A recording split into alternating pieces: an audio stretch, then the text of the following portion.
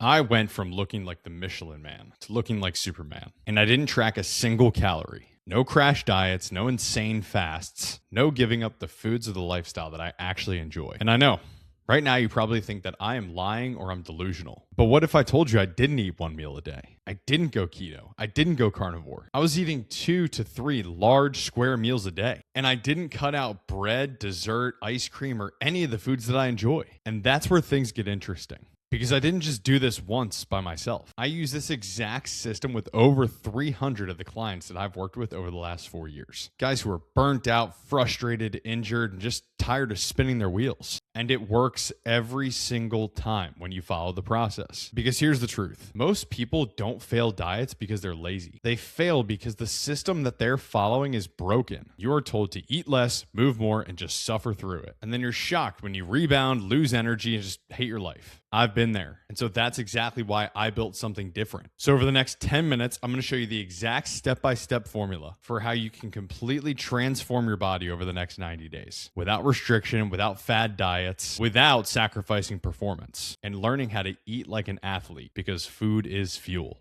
So let's get into it. So in order to understand this system, we have to understand why diets fail in the first place. Now, some background on myself. I grew up in a house full of endurance athletes, swimmers, runners, lacrosse players, soccer players, tennis players.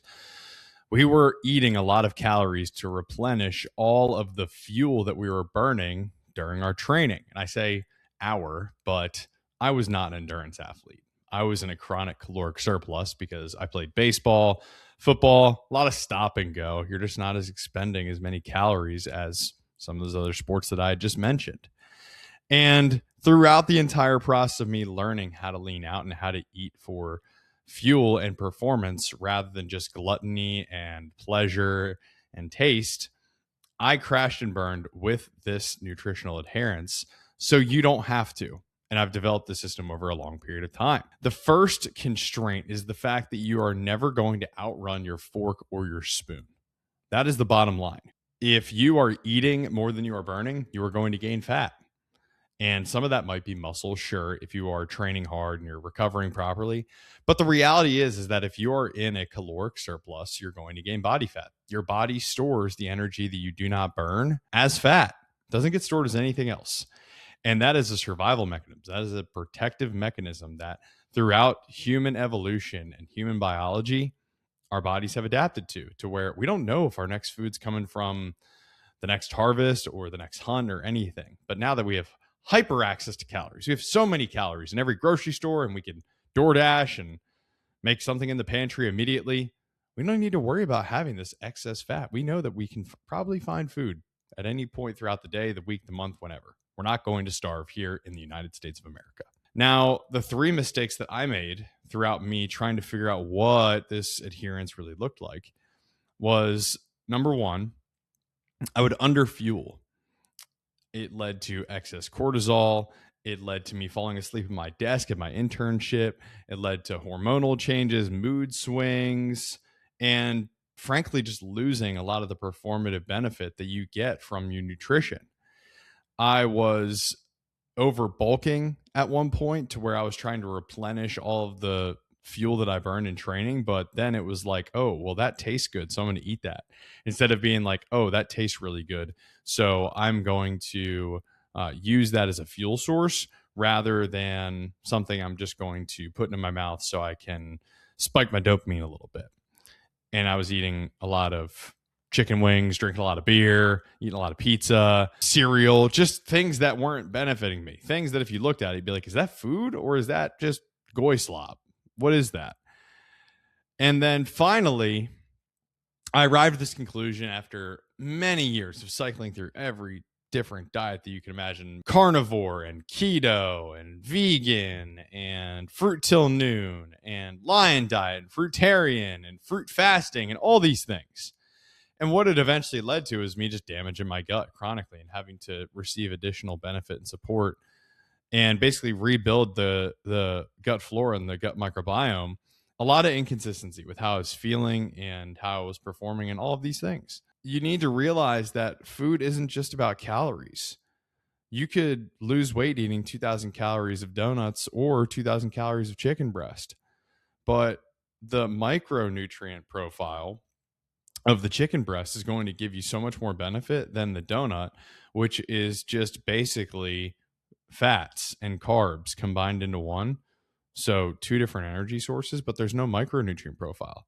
If anything, it's damaging your gut because of the oil that it's fried in and the dough that it's cooked in, the pesticides that the grain that it came from, all these things. With the satiety benefit that you get from food as well, it tells you when to stop eating based on what you're eating. Once you hit your micronutrient levels that you really need to adhere to as a human, that is going to allow for your body to shut down and be like, we have what we need to function at a high level. So if you're hitting your vitamins, minerals, hydration, once you hit those, your body's like, hey, we're good. We don't need to take in any more food. We're fine. We don't need an excess of calories. We're fine. But this hyper palatable food that has a very low micronutrient profile is going to be void a lot of those micronutrients. And so you need to consume more of them to get the same level that you would get from a chicken breast. If you think of any of those new, protein snacks, protein bars, protein cookies, whatever, you could eat one, you'll get your protein, sure, but you're not going to feel satiated afterwards. You're still going to be hungry. And that is because it's void of a lot of these micronutrients that you're getting from whole foods. It's recovery, it's connection, it's being able to sit down and actually enjoy a meal that you prepared yourself or somebody prepared for you, and appreciate the effort that was put in and appreciate what it's doing for you and how it makes you feel. You can eat anything, but you cannot eat everything. So I would actually recommend to a lot of people adding these whole foods back into their diet slowly. If they are on a very restrictive diet right now, try to slowly add things back in. Nuts, seeds, all these things are not bad. It's about the way that they're prepared. Meat, same thing. Grains, potatoes, rice, carbohydrates, fats. You need all of these things in your diet. And I would slowly add these things back in. Don't take things out thinking that the food itself is the problem.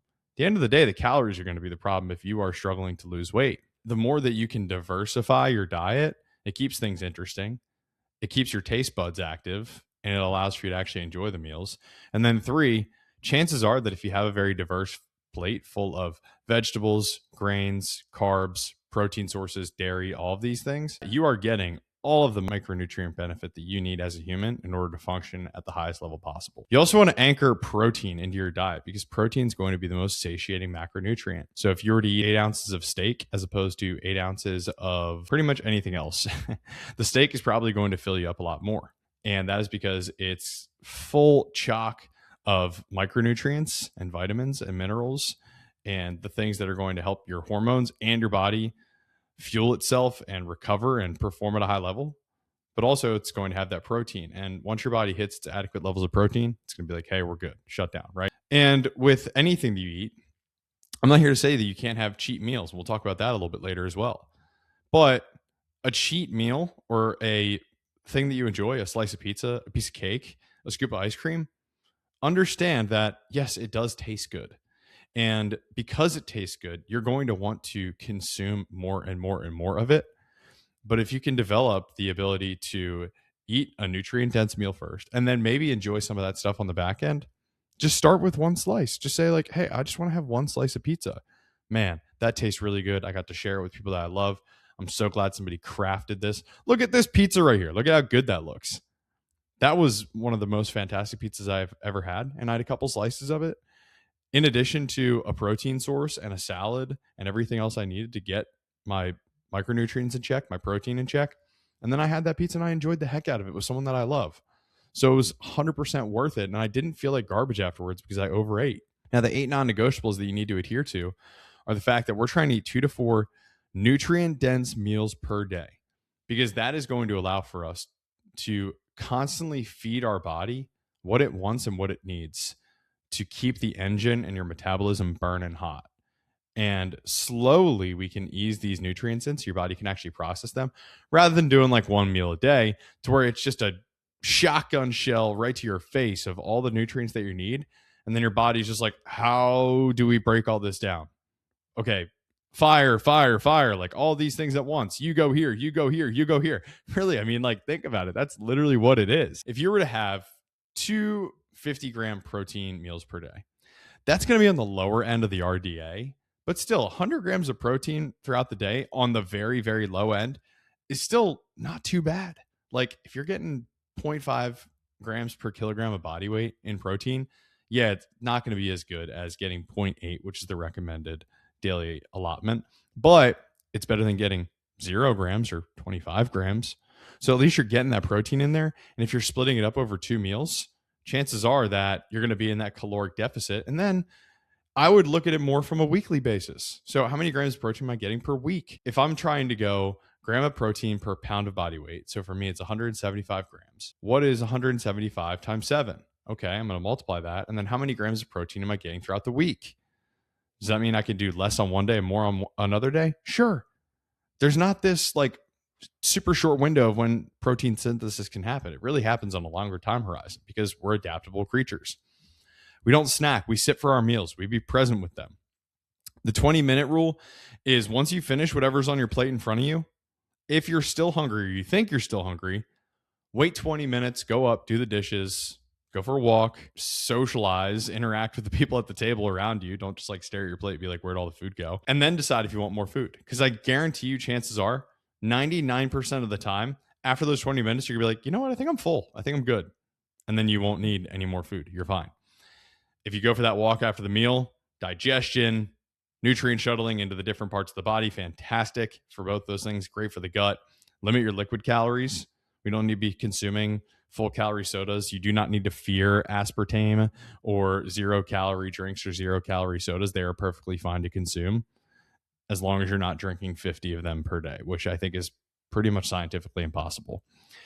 And again, if you're going to have a cheat meal, have a cheat meal, not a cheat day. Do not turn one meal into 24 hours of gluttony and adhering to what your flesh is telling you, your fleshy desires, instead of just being like, you know what, I'm having a cheat meal with people that I love, or I trained really hard today. I want to use this to replenish my glycogen. This right here, this burger with 2 donuts and bacon on it was 100% a cheat meal, because afterwards I was like, that tasted really good, but the 20 minutes of taste is not worth how terrible I felt for the next 4 hours.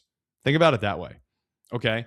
Is whatever I'm consuming right now going to be worth how it makes me feel in the future? Now, the values associated with the actual diet and the way that you see food is so important. If you dedicate time to your meals and you don't rush through them, you're going to desire foods that make you feel good and that actually fuel your performance and make you perform like an athlete, which is the goal.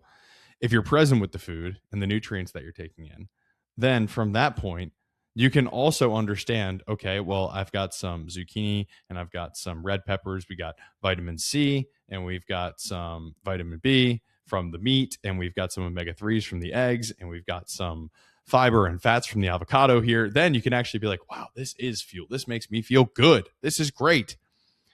And if you're with people that you love when you're actually eating the meal, even better, because you can spend quality time with them. You can talk about things that matter. You can break bread with them, which is one of the most powerful forms of human connection. We see it throughout culture, throughout history, throughout time. If you can adopt this mindset towards the foods that you are consuming, this is how you get lean, stay strong, and actually enjoy your life. And that is the ultimate goal with the system. And it's a system.